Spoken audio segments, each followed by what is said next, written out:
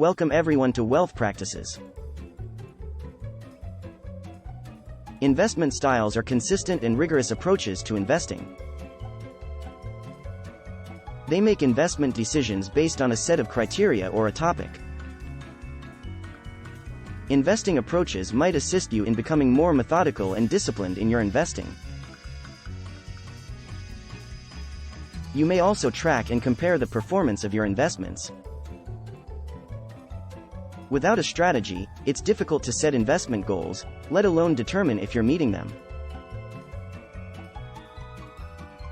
Before we go into the most common investment approaches, it's vital to review some broad investing principles. To begin with, even if you are frightened of losing money, you should never rush into an investment. Making rash investments almost usually ends in disaster. Smart investments are rarely rushed into or discussed by everyone. Second, stick to what you're familiar with. If you don't understand an investment strategy, you should either avoid it or learn more about it. Investing in stocks is similar. Avoid organizations whose business models you are unfamiliar with. 1. Long-term investment. The most fundamental long-term investment approach is to buy and hold. Individual stocks are simply bought and held for an indefinite amount of time. Obviously, the companies in a buy and hold portfolio determine their performance. Buy and hold, although the most basic of investment strategies, can be more effective than one might imagine. Frequently, investors are their own worst enemies, selling equities at unsuitable moments. This solution, however, solves the problem. A buy and hold portfolio can be greatly enhanced in two ways. To begin, seek out stocks that will last a long period. Buying stocks with a strong brand that is unlikely to be disrupted is an excellent idea. Second, keep the number of places as low as possible. That way, any negative picks won't have a significant impact on your portfolio. And the stocks in your portfolio that perform well will grow into large positions. 2. Investment in expansion. The greatest advantage of growth investment techniques is that they expose you to the fastest growing sectors and businesses. This means you're investing in companies that have the best likelihood of delivering large annual returns. Growth stock investing is particularly thrilling because it exposes you to firms that are inventing and changing the future. In contrast, growth investing should be treated with prudence. Growth stocks typically have the highest market valuations. They must live up to market expectations to justify their valuations, or the stock price will drop, frequently substantially. If you want to invest in growth stocks, do your homework and avoid chasing firms merely on the basis of sentiment. 3. Rapid investment.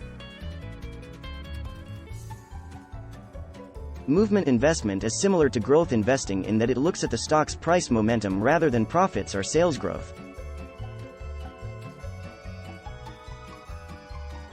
Statistics show that the best performing equities in a certain era have a high probability of outperforming in following ones. Thus, price action is utilized solely to make purchasing and selling decisions, albeit it does aid in avoiding small and illiquid companies. A simple momentum strategy would hold 10 to 20 of the best performing equities for a year. At this moment, all stocks are sold, and the process is repeated.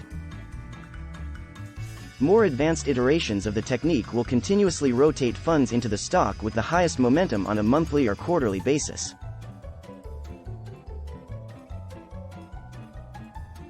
Momentum investment provides positive returns most of the time, but it can also produce substantial losses. Other tactics should be employed alongside momentum investment strategies. 4. Worthy investment. Value investment has provided the most consistent long-term returns over the last century. Warren Buffett made his fortune by investing in companies that generated consistent profits at reasonable prices. Value investors buy stocks that are trading at or below their intrinsic or fair value. This provides a safety net in case something unforeseen occurs. The lower the stock's acquisition price, the less the corporation must earn in the future to produce a reasonable return. Value investors must understand financial statements in order to determine a company's true worth. The majority of low-cost equities are priced that way for a reason. A value investor's goal is to find high-quality, low-cost stocks. 5. Small-cap stock investing. Focusing on smaller enterprises provides two benefits. To begin with, it is easier for a small business to increase its earnings. It is far easier to double income from a starting point of $100 million than it is from a starting point of $10 billion. Second, smaller companies are more likely to be overlooked by investors, causing their stock price to fall.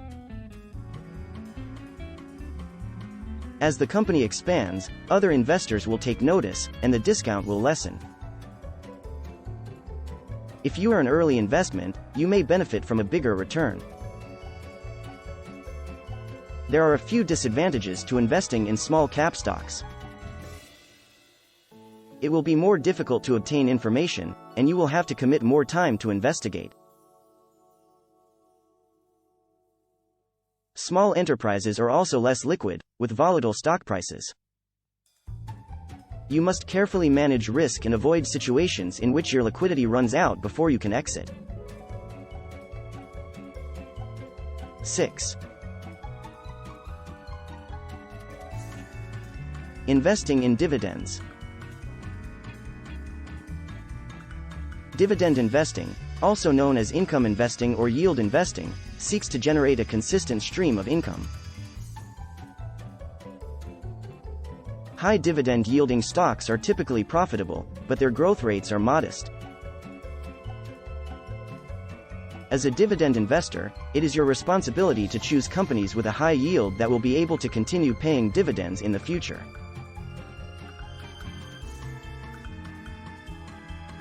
It would be even better if the firm could increase its dividend yield. Dividend investment strategies are about more than just making money. If dividends are reinvested, a yield portfolio can experience large capital growth. Dividend-paying corporations are frequently profitable, which makes them defensive during downturns. 7. Investing in environmental, social, and governance, ESG. ESG investing considers how environmental, social, and governance factors influence a company's long-term value. According to the argument, companies that take governance and the environment seriously are more likely to flourish. ESG investing includes SRE, socially responsible investing, impact investing, and ethical investment strategies. These policies, on the other hand, seek to limit the way capital is deployed. ESG investing investigates the effect of similar issues on returns. Individual investors can purchase ESG funds or select equities using ESG grading services. The discipline is still in its infancy, and the effectiveness of these approaches has yet to be shown. It's a good idea to do some research before investing in a fund or signing up for a rating service. 8. Investing in factors. Factor investing is a strategy for selecting stocks based on facts. Investment factors are stock characteristics that have been proven to outperform over long periods of time. Among the most commonly used attributes are value, growth, market value, and momentum. Two other important characteristics cited are volatility and quality. In factor investing, these notions are condensed to quantitative criteria. Several quantitative investment firms have launched ETFs, exchange-traded funds, that index stocks using factors. Using these items, advisors and even individual investors can design portfolios based on empirical facts rather than philosophy. 9th. Passive investment. Indexing, often known as passive investing, is a sort of long-term investment. Indices are preferred over individual stocks. This approach offers several advantages. To begin, investing in market cap-weighted indexes suggests that you will be placing your money into the stock market's fastest-growing large-cap companies. This eliminates the need to select stocks and ensures that you have all of the important ones. ETFs, which offer lower expenses than other products, is the most common method to proceed with passive investing. A single transaction commission allows you to hold dozens, if not hundreds, of stocks. According to studies, most actively managed mutual funds do not outperform their benchmark.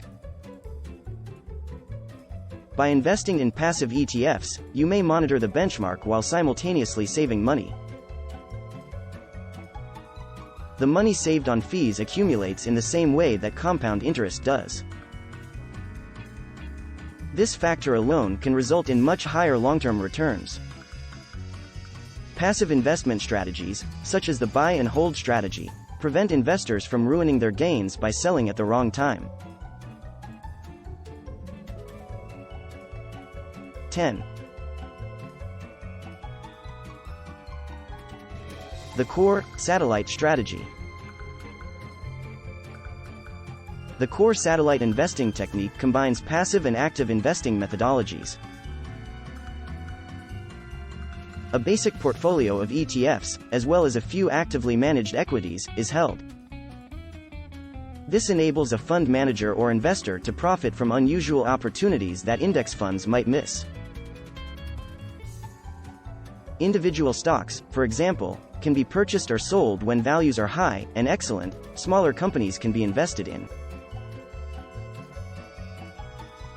Passive funds make up around 70% of core satellite portfolio allocations, while active strategies make up the remaining 30%. Any of the above-mentioned approaches can be used to allocate the fund's active portion.